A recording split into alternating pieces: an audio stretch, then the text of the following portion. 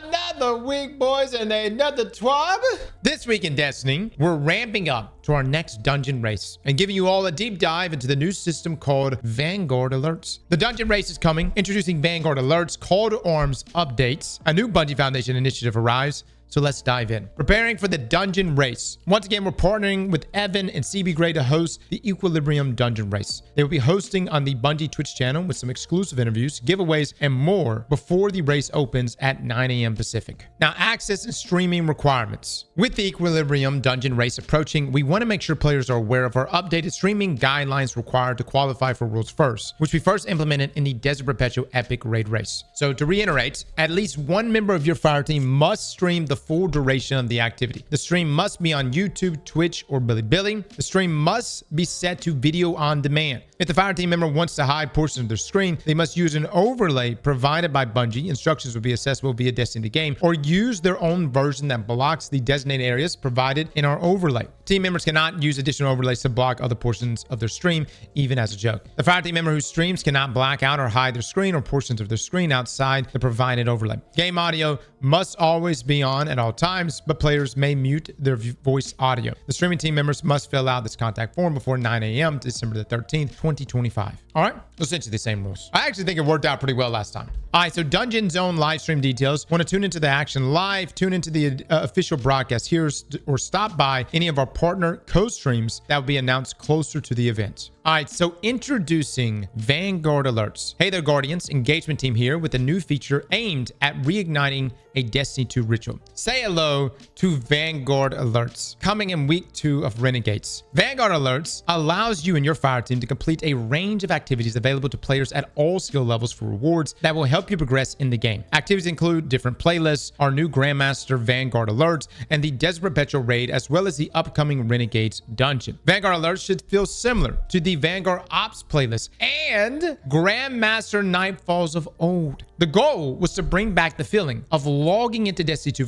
for the week and immediately knowing what activities to start with to get you and your fire team that good loot, giving you an opportunity to have fun while building up to harder activities. Now, the activities. To complete Vanguard Alerts, open the Seasonal Hub, go to the new Vanguard Alerts tab. You can view the playlist and activities for the week, see the rewards, and view the activity challenges. They rotate weekly, so every week should feel like a new challenge is waiting for you and your friends. So essentially like GMs again. All right, Vanguard Alert, Arena Vanguard Alert, and Crucible. Now, these playlists contain a set of activities, including the new 6-player PvE arena ops that are fast, uncomplicated to complete, and have preset modifiers. These are best for players that just want to relax and play some PvE while still earning great rewards. Had they announced that they were adding this, a new 6-player PvE arena ops playlist. So alongside things like Pinnacle Ops, Fireteam Ops, I guess they're going to be adding in activities that are 6-player activities. All right, now Grandmaster Vanguard Alerts. These are more difficult activities where you and your fire team can test your mettle and your newly acquired rewards and power level. Rotating weekly Grandmaster Vanguard Alerts should take slightly longer and offer greater rewards for your time and effort, as they are harder than the usual Grandmaster difficulty you find elsewhere in the portal. Think of them as the Grandmaster Nightfalls of old. Oh, okay. So again, this is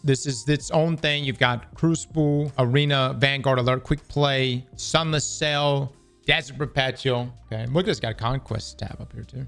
It's a portal within a portal. Let me ask you guys on the topic of that. Would you rather having the ability to load into these activities via a menu, or would you prefer to go to a physical place at the tower and then launch it?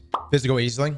Why not both? I think both is a good option too. Yeah. Why not? You know, I mean, like, I think eventually, I think what people really want, throwing it out there, I think people really want an orbiter. I think people want their own like personal hub that they see when they first load in. Instead of being met with the menu, they're met with the orbiter first, and then you can go pull up the menu or whatever else. All right, now Dungeon and Raid. We included dungeons and raids in Vanguard Alerts to give you easy access to these activities. The Renegades Dungeon and the Desert Perpetual Raid have weekly challenges that grant rewards from their correspondent reward pools. Okay, you've got your weekly challenges here.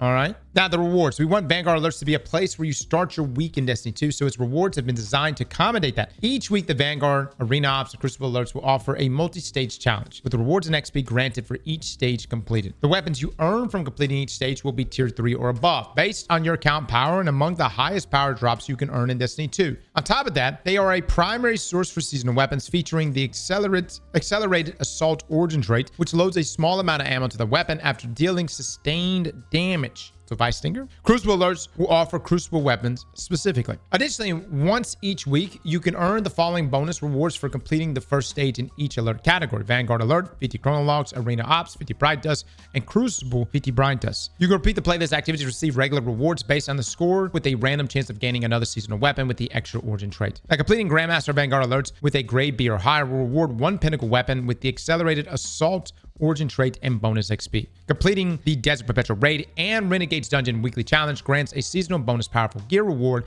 from either activity. If I'm understanding correctly, aren't we just going to get tier 5s right out the gate though? Because we're 5, if you're 550, if you're leveled up, right? Now, what's next for Vanguard Alerts? We are working on further improvements for Vanguard Alerts that we will share as soon as possible. In the meantime, we can share what we are looking into adding legacy content, including raids and dungeons, the weekly rotation, and finding a permanent location for Vanguard Alerts in the portal, as well as exploring and expanding the activity and rewards offering in a future update. The version launching in the next few weeks is a foundation, and we want your help to determine what to build up next. Use hashtag Vanguard Alerts on Twitter and Blue Sky to share your thoughts on the following. What legacy activities would you like to see included in Vanguard Alerts? What activities do you miss and would you like to run again with your fire teams? Where would you expect to find Vanguard Alerts in the portal? We understand the seasonal home isn't the most convenient, and we want them to be easy to access. We look forward to hearing from you about Vanguard Alerts, and we hope you find them as a valuable way to start your week playing Destiny 2. I just have to see. We'll just have to wait and see. Oh, the Nether would be good. I'm gonna throw it out there, man. I'd fuck with Menagerie. I'd fuck with some old raid encounters. I'd take Final Encounter of Crown. All right, Call to Arms updates. We appreciate the constructive feedback you've been sharing in the days since Call to Arms started. The team has been working to address the pain points that players are experiencing. Everybody was very upset. I don't know if y'all seen, but people were quite upset that your power score, your power level, had such a great effect on your score, which essentially meant that if you weren't max power, you were pretty much fucked. Hence why we were also grinding our power level up yesterday. Now, we've deployed the following changes and fixes as a live update. We've set the Salt Mines activity to only have Taken combatants, not rotate between Dread and Taken. Good. I don't know if y'all know, but the Taken variant nets you more points. During the Call to Arms event, to maintain a consistent experience when earning points in solo op runs, we removed Cutting Edge as a requirement in all Crucible modes. Good. That means you can use whatever you want. We fixed zone control mode, not recording a player's higher scores after their first registered score. It would actually record your first score, and then that was it. And even if you balled out for the matches afterwards, it didn't matter. Now, more improvements are planned for upcoming live updates. So this is what's live now. This is what's being planned. Remove power multipliers as a scoring factor in PvE and PvP activities. This means that players at 500 power can earn similar scores to those at 550 power. Change boons to add 0 red and green or green triangles. Players may now choose any boon without impacting their overall score. But why? Why that one? Is that all of them?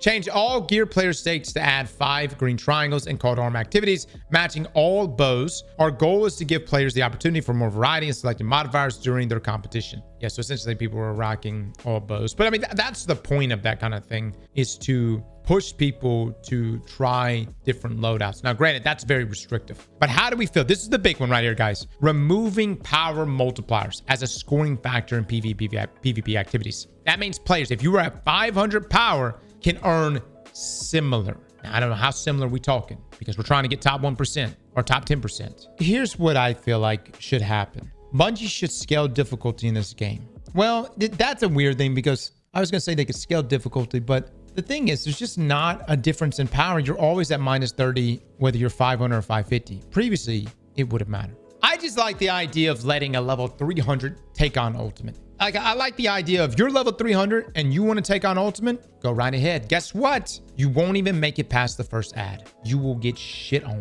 That lowly acolyte or hive thrall will fuck you up. But let him go in there. Let him try. I don't like immunes either, though. I think you should be able to do a little bit of damage, fractional damage. Like, imagine you're level 300, you take on ultimate difficulty, you go in, and you need a Galahorn to kill that single hive thrall. But you can kill it. You gotta use your damn Yeet Striker Super Coated Missile to take out one fucking Hive Knight. I just mean, like, then you can be like, all right, well, this is baseline. This is where I'm at. I gotta work my way up. Lol, that's not even fun. Yeah, but then they're not like met with the You know, I like the idea of like playing an MMORPG, and you know how you'd have like different zones, and then you look at like the furthest northern zone that was like all red. I would still walk up there. Like I would be like, I'm gonna go up there. And I like that the map didn't put a barrier and was like, oh no, you can't get on this ride. No, you could go there, but you would instantly get fucked. You know what I mean? You can walk into those woods at way under leveled, but you will get shredded. I just feel like that should be allowed. Now, the team is also actively investigating other friction point players have reported. We are looking into increasing revive token quantities in the coil activity. While we're not landing on a solution yet, we will provide an update when available. We are validating a fix for the Iron Banner quest, Testament of Strength, overriding the Call to Arms event quest. Be sure to claim your daily shipment of gear from Devram in the tower. Earning competitive points in Call to Arm activities will increase how many rewards you receive. Yeah, you'll get a lot. It's actually a great mechanic there. Catch-up mechanic.